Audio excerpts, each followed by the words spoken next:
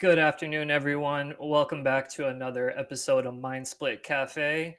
Matt, we got two familiar faces today. Oh, Kind these of are excited some about this one.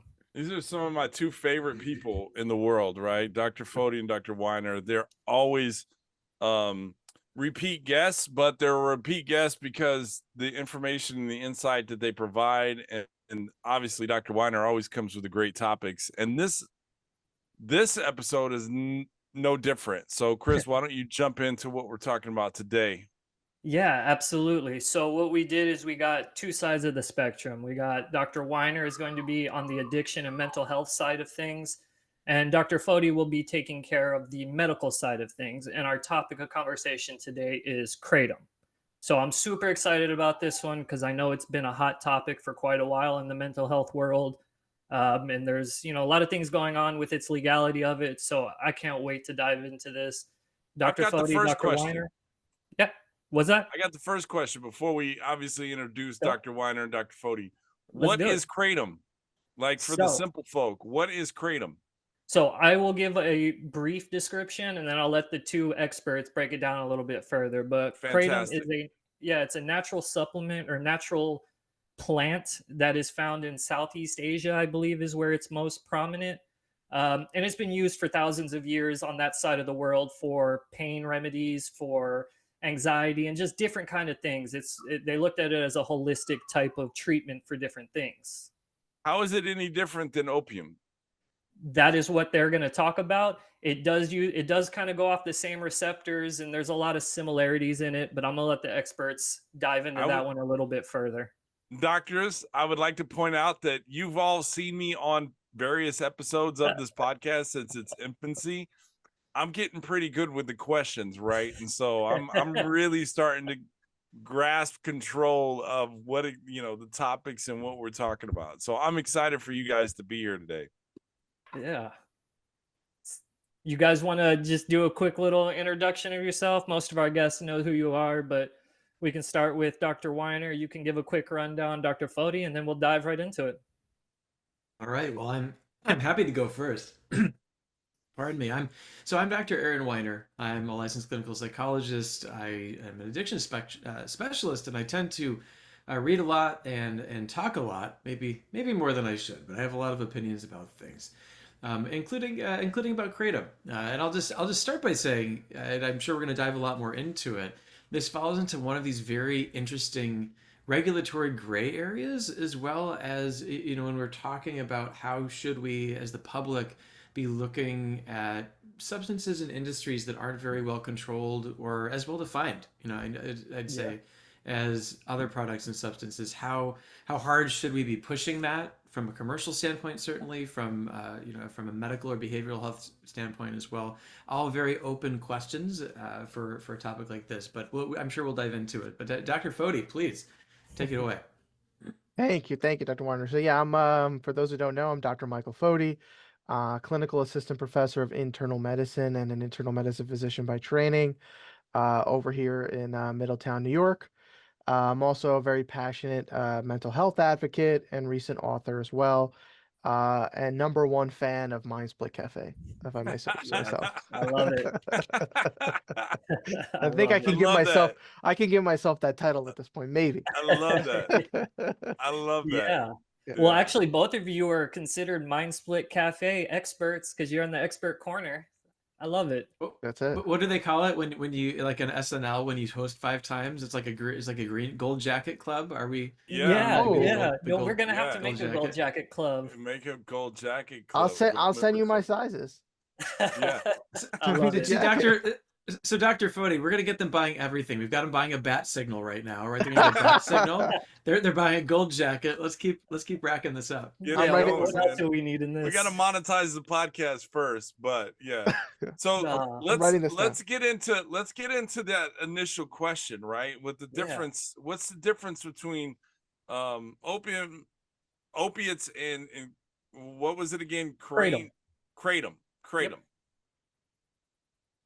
Dr. Foti, you want to handle it first from the medical side? Yeah, definitely. So when we talk about kratom, we have to understand though that, again, it's from a specific tree and specifically the leaf, of what the species is called of the tree, Mitragina, right?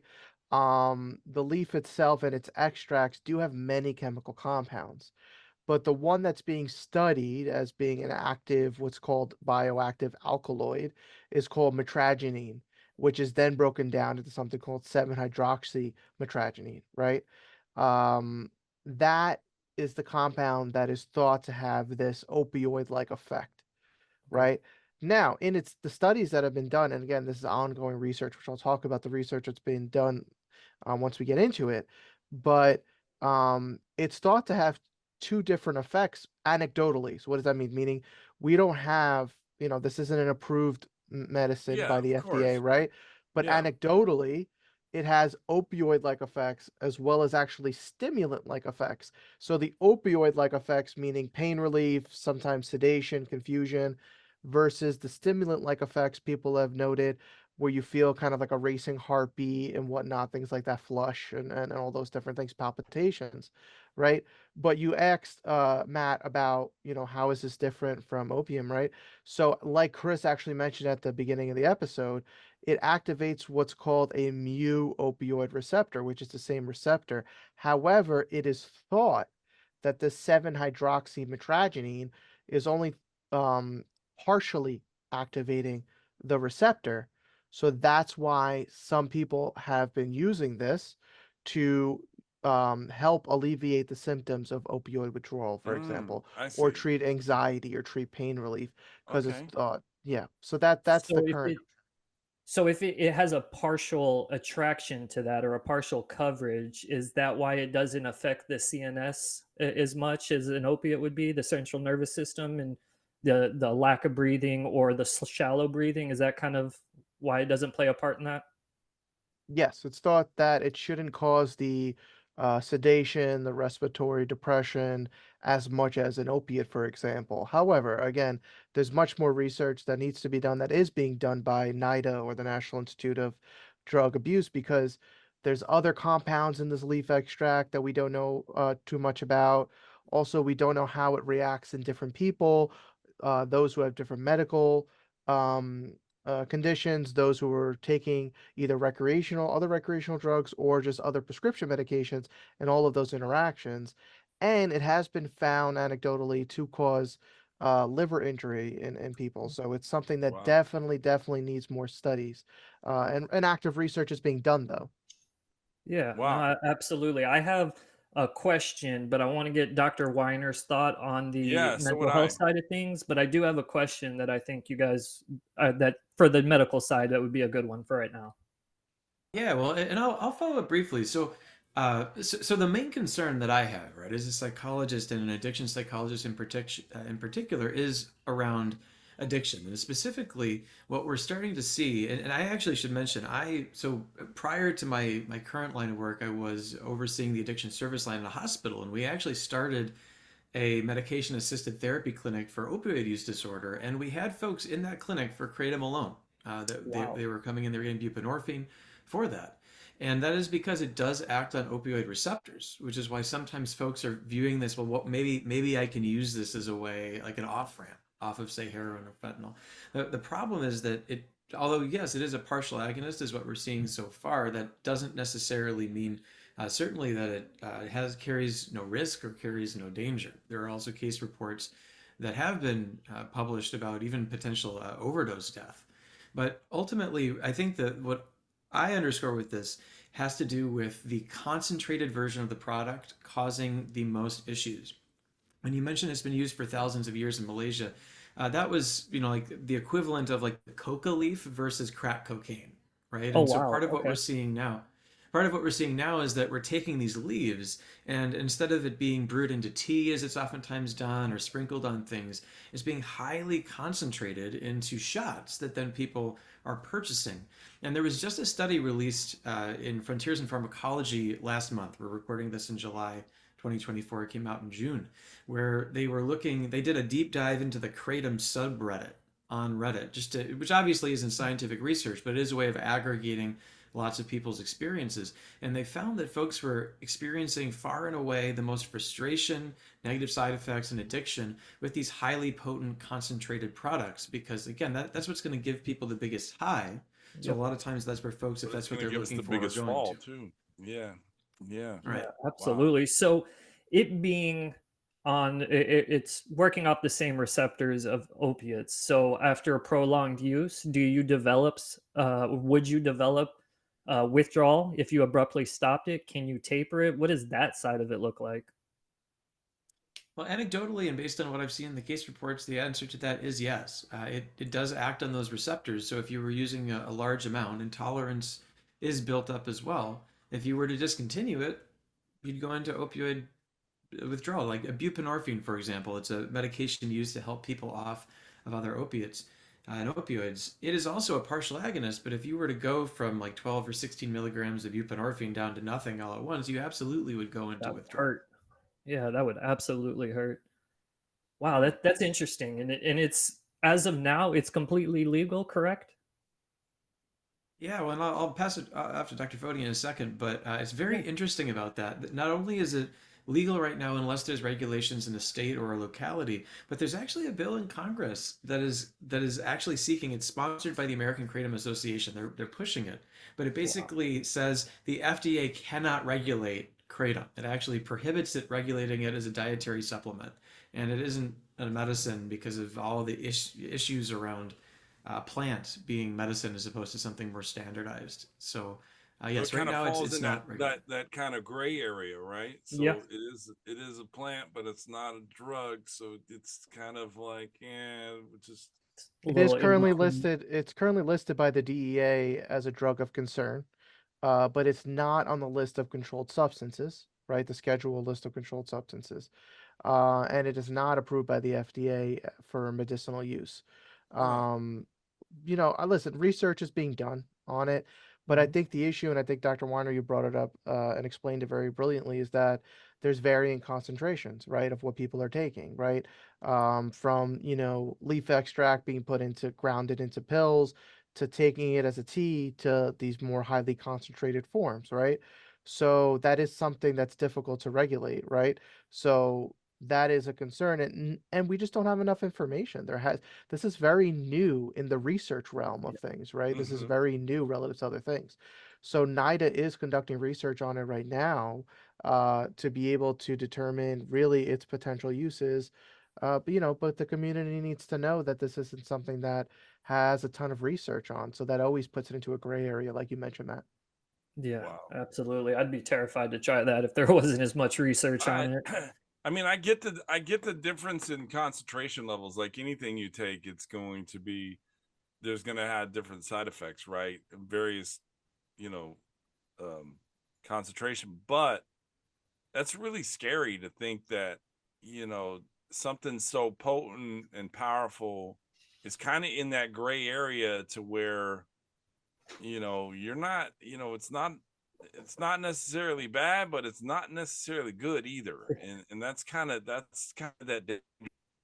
it falls, so Yeah, I Yeah, mean, I and think if oh, sorry, Chris. no, No, I was go just gonna ahead. say if you're gonna put something into your body, I would think you'd want to know down to the chemical compound what's being put into your body, and how it's going to affect you, right?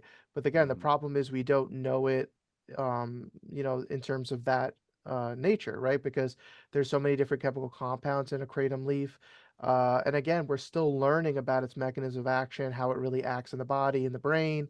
That's still ongoing research. Also, we're hearing a wide array of adverse effects, right? I've from seizures to liver failure and like Dr. Weiner mentioned, even potential for overdose, respiratory depression, all these different things, right? So that's why it's in that very much gray area because there's so much more to learn about it.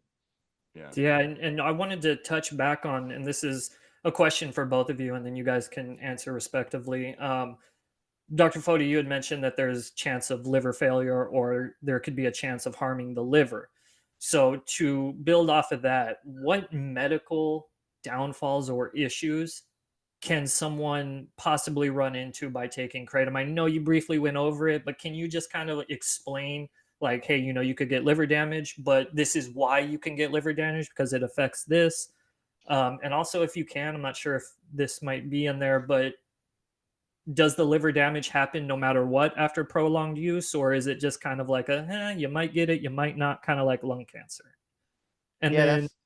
Oh, Dr. sorry. Weiner, on Yeah. your side, let's talk about, I know you said addiction, but let's talk about how it affects us mentally other than addiction. Like, is there anything else that comes along with it, like mental, like anxiety, depression, and how that plays out in our body as well? Yeah, I mean, I think that we've seen again, these are only anecdotes. That's the thing. You know, when you have a medication or supplement or something that's been very well studied and approved, that's because it's gone through extensive research where we know not only what it causes, all the potentials, but why, right? But we Yep. actually don't have a lot of that information. Some of the adverse effects we do know why, right?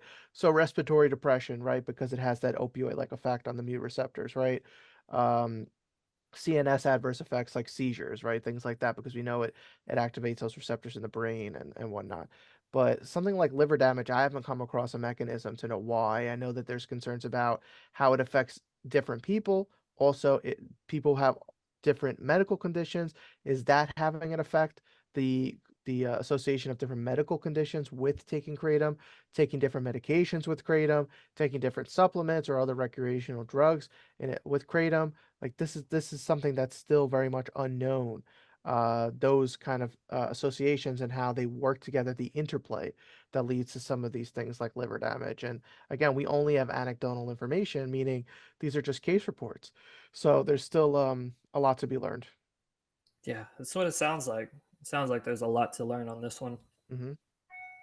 Yeah. And then there's the issue of there's a lot to learn. I think sometimes hype outpaces or wish casting, if you will, like people hope that it helps, and placebos can also be very very potent in Yeah. many ways. Yeah. But ultimately, from a mental health perspective, we haven't heard too much, even really insinuation that kratom could be helpful for depression or anxiety. Because if you think about it, stimulants aren't used for that. Yeah. Opioids certainly aren't used for Aren't that. used. Yeah. Yeah, it's not really what it's for. What I will say though is that if someone from a psychological standpoint feels like I need blank to get through my day, or I need blank in order to cope with my problems, or they're using that as a momentary brief sense of euphoria to deal with the stressors in life, that's part of where the addictive cycle comes from. So regardless of whether or not you're getting it from one substance or another, you can still find yourself pretty well trapped. And if something is has the ability to cause harm, either because of the mitragynine itself, or in the case of very unregulated substances like this, impurities, chemical issues, differences in batches, like that. You're leaving the door fairly wide open. And I should mention as well, just while we're on the subject, this is not this practice we have of having new or new to us anyway, although kratom's been around for a while, compounds be just very available is something that we're seeing with a lot of what's going on in the semi-synthetic hemp world. Yeah. And sometimes Deltas. it can be very intense. In terms of this question of like, do you know what you're putting in your body? There's so many Yeah. studies. There's been well studied, where these products, no one really knows if what's on the label is what's actually inside. And in some cases, like I'll just highlight one briefly. I know we're not going deep into hemp today, but THCO acetate is one of these semi-synthetics that is literally it's acetylized THC essentially, and so it passes more Wow. quickly through the blood-brain barrier, so that it hits you faster. It's even stronger than regular THC, but you can buy it in Illinois, where I'm located, out of a gas Yeah. station because it's Yeah. Yep. technically categorized as hemp. And so these are the sorts of tactics that we're seeing right now in these industries, where you see a loophole or you see an opening, Yeah. and it's And they're always gonna this exploit it. ask for forgiveness rather than permission. How hard can we Yeah. go in there until we're shut down? Yeah. Yep. How can we make as much amount of money as we possibly can until it's either regulated or it's banned? And then it's like, again, ask for forgiveness versus Yep. permission, right? And so I want to touch on, I know we're not talking about hemp, but I had a friend of mine that took Delta gummies one time. He lives in Texas, which it's allowed. His reaction to said gummy was an experience he never wants to have again, because whatever it was, that batch, chemical makeup, I don't know, but he was like, I'm done. I will, I will pay for you to ship California gummies to me, but I will never do Delta 9 gummies because his experience, his reaction was insane, where he doesn't want to touch Wow. it, so That's it is terrifying. there. It is there. But going back to the Kratom, I'm curious, why all of a sudden has this kind of come to the forefront, so to speak? Like, why, if Good it's question. been around for a long time, what is, I mean, why Kratom now? And I'm sure there's other leaves and, you know, drugs like this that could pop up, next year or 2 years or, down the road. But why Kratom now? Good question. Yeah, I think that because research is starting to be funded for this now. That's Okay. something that seems to be asked about, right? Because again, like you mentioned, it's been around for so long, but now because again, it's still a DEA drug of concern. It's not approved by the FDA. Well, people are saying, well, can we research this? Is there something that can be approved within this leaf extract, right? So now there's actually having government funded research is occurring on this, right? So I think that's why it's getting a little more steam. But just to piggyback off of what Dr. Weiner said, remember too that a big issue with a lot of this too is that there are contaminants in some of these extracts and and formulations that people are taking that are also having these causing these adverse reactions. So that's why research is needed, because if this is ever going to have some sort of medicinal use, you have to extract the exact chemical that is showing that there's more of a benefit than a risk. Everything is risk harm ratios, right? Risk benefit ratios, I want to say. Sorry. And so if there is a certain chemical compound such as the 7-hydroxymetragenine that is found to have more benefit than risk in a certain population, right? And that has to be Yeah. determine too what population will benefit from this, because as you see, there's so many things that come out. Well, they'll say, well, if you have this and this, talk to your doctor before trying this, right? So that's Yep. just like you can look at the list, right? So they have to determine that too, right? So again, this is in terms of research very much in its infancy stage. Yeah, absolutely. And Dr. No, Weiner, I know that we talked a lot about in our past episodes how these companies market and target specific groups to sell their product. So on this side of things, what do you see that they're doing to play a role in someone's not necessarily addiction, but get into their mind, and kind of like gambling, how they do it? They send out certain things that are going to spark interest, and they go start to gamble. What are you seeing with that side of it? yeah, well, so it's so interesting. I actually Kratom first came onto my radar several years ago. I want to say maybe like 5 or 6 years ago. And when I started looking into it, it was mostly still leaf based. Where people again are brewing it in tea, they're sprinkling it on things. I think I found one place that was starting to do these extracts in these shops. And then I didn't really talk about it too much more for a couple of years more. And by that point in time, I mean, I encourage anyone who's curious about this, just type in buy Kratom online and just look at what's being sold and how it's being marketed. I mean, there's one in particular where they've got like pictures of like bubblegum pink hippos dancing around in various poses, cartoons. It's the same sort of thing where they appeal young, right? And Yeah. that's Yeah. and so I think that the counterpoint, building on what Dr. Foti was saying, I think some of this might be some of it's research, but I think the tail also wags the dog, and some of the research is trying to play catch up with an industry that's like, hey, wait a second, we can market this in any way we want to right now. We Yeah. can sell this pretty much in any way we want to right now. And so we're starting to see it's almost, and again, I don't want to get too far on my soapbox right now, but when you cross corporate profits with addictive substances, that story has never ended well. Whether or not it's Never Purdue ended well. Pharma or Juul I Yep. mean, you take whatever it is. When you can make money off selling an addictive product, it doesn't end well, particularly if there's no regulations around it. And I think that's a big part of I what was we're seeing gonna right I now was too. gonna ask, because the first thing I thought of was Juul, right? Yep. Like it's more, the nicotine thing where they were, like you said, marketing to kids, you know, colorful flavors, packaging, so forth, right? Now they paid a couple of $1 billion fine, and they were had to shut down, right? Now, obviously, the fine that they paid was insurmountable to the money that was made prior, right? So it was like, all right, this is our fee to go away, right? But we killed it. What kind of, like, what kind of fine, I'm not going to hold you to the numbers, but like, what are we looking at for something like this, where this isn't, it's technically kind of like an opiate. This And it's is a lot more, unregulated. yeah, unregulated, a lot stronger than a tobacco nicotine based product. Like, what are like looking at as far as like, hey, you know, is it a slap on the wrist, or is it going to be pretty substantial?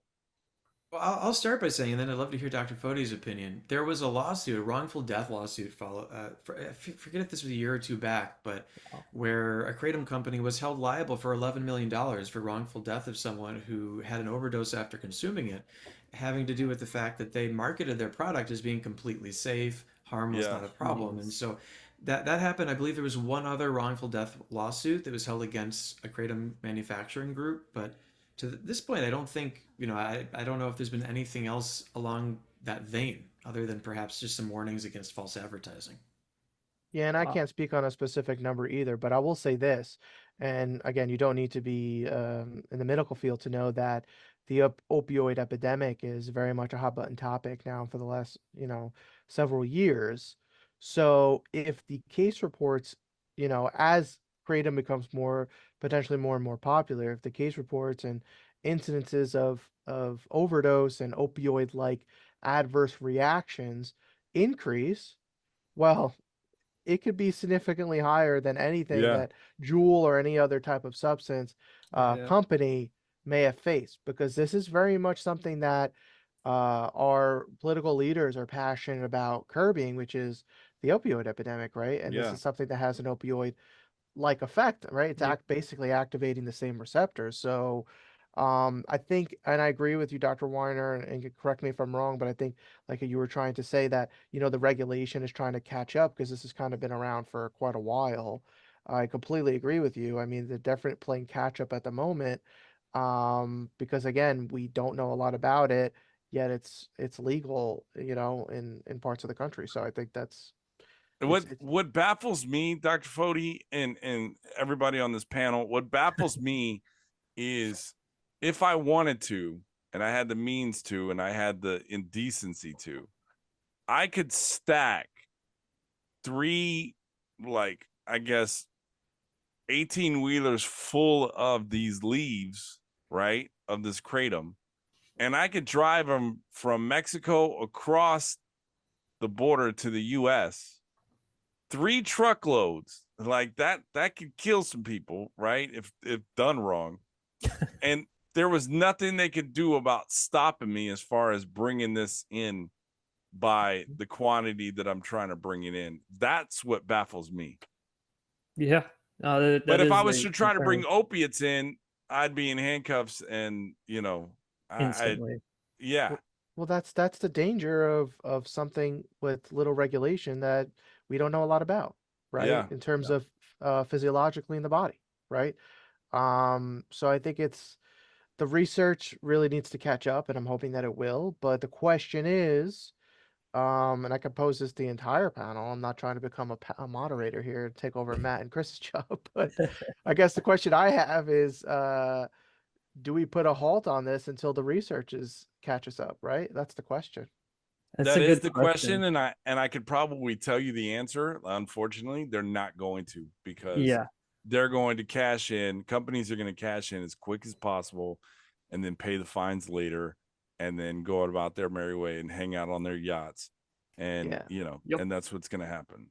It's Well, if if unfortunate. I if agree. if morally and ethically minded people ruled the world, well, the answer then is what to the question? Do we just Yeah, stop it? yeah, Yes, you're I think right. it does need to be Oh, halted. definitely, I agree with Yeah, that. it should be halted, and there Yeah. should be trials. Obviously, I know they're trying to do trials now, but there should be, like, I don't know. I think that a lot of money that we spend on different things in the United States, as far as government spending, I think that they need to take some of that money and put it further into research on this. See if there is actually a medical cure. Can it be? And please, anyone that's listening, don't. I am not saying it should be, but can it be used as a substitute for buprenorphine to get them off of opiates and do a quick taper like people do with buprenorphine? Not Yeah. saying that's the way to go, but I mean, we don't know. It very well could be the next buprenorphine. It's just we don't know about it, and a lot of things that are going on. There's impurities in it. That's Yeah. And right. just a quick note from my end as well. I think a huge part of the issue right now, I think we're seeing is a lack of consistency, where you have some opioids, even atypical ones like say tramadol, that are regulated in one way, and then on the other side, you've got something like kratom, where it's basically being sold as if it's like like bacon or something, right? Though Yeah. actually, bacon has more regulations. That's Yeah, inspected I by was gonna the say. USDA, right? I'm sorry, bacon has more stringent safety protocols than this does. Yeah. And I think that's when you've got to start thinking about consistency, right? And when we think about, just to bridge back over to another leaf-based issue, right? Like there was a study done in Illinois on those hemp-based psychoactive products. 93% of the products that were tested, I believe this was done at the University of Illinois Chicago, were inaccurate in terms of what was actually, not even talking about impurities, just in terms of the label didn't match the contents, both in terms of the quantity that was inside as well as the range of what cannabinoids were in there. So there's just, you have no idea what folks are putting into themselves. And I think that if we're going to say we're going to regulate these substances because we don't want for-profit entities driving demand, driving consumption, we actually need to do that uniformly, and that does include kratom. Or if we're going to say people have the right to self-medicate, or if they are the ones who discover or import a new plant or create a new molecule that can, then you have every right to do it to yourself or sell it to other people, then I guess that should be the policy. But I think that when you start having one set of rules for certain chemicals and other sets of rules for other ones, it starts getting dicey. Yeah, Mhm. I agree with that. It should probably be across the board with things like that.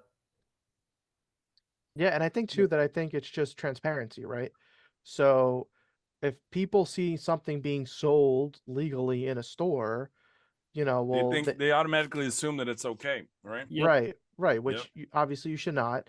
And Yep. then you should know what, again, this just says it should be regulated, right? But what I'm trying to say is that you should know what you're putting into your body. You should know if it's safe for you as an individual, because everyone is different, right? Everyone has a different genetic makeup. Everyone has different medical conditions and medical history and takes other different medications. So these are all things that are important to know, because if you want to put something in your body, you need to know what effect it might have on you and if it's safe for you at the end of the day.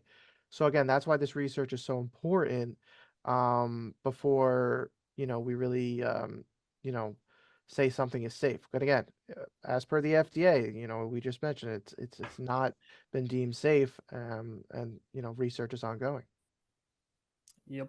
No, that's I knew this topic was going to be phenomenal. There is just so much we can unpack with this. Like I have at least 15 other questions for both of you. Yep. So I think we're going to have to make a part 2. I think I we're think we coming are up on our too.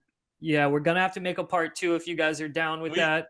Dr. Weiner's laughing because he knows how we string him along. We this is why we always keep bringing you back, Doc, because you're so insightful and so informative, and we love having you on.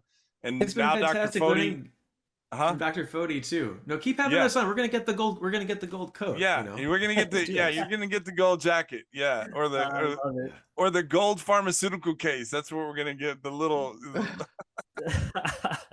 I can already see so, that coming. yeah, I'll take at least a t-shirt, if you guys yeah. can We'll get swing you a that. We T-shirt. can do 'Cause, that. yeah, you guys are the #1 fans, so thank you so much. But Yeah. yeah, Let's do a we'll part come 2. back with round 2 here in the next couple of weeks. But by far, this has been one of the most informative episodes that I've been a part of. Like I'm gonna go do my research on kratom now, like just to figure out like how accessible it is here in California, not It's just everywhere. Illinois or New York or you know Virginia where Chris is, but I'm kind of curious to see, it's kind of like that thing, you hear something and you never noticed it was there until you heard it, and then it's like, what, it's everywhere. And I think this is what might happen with me now. So yeah, thank you so much for joining us this week.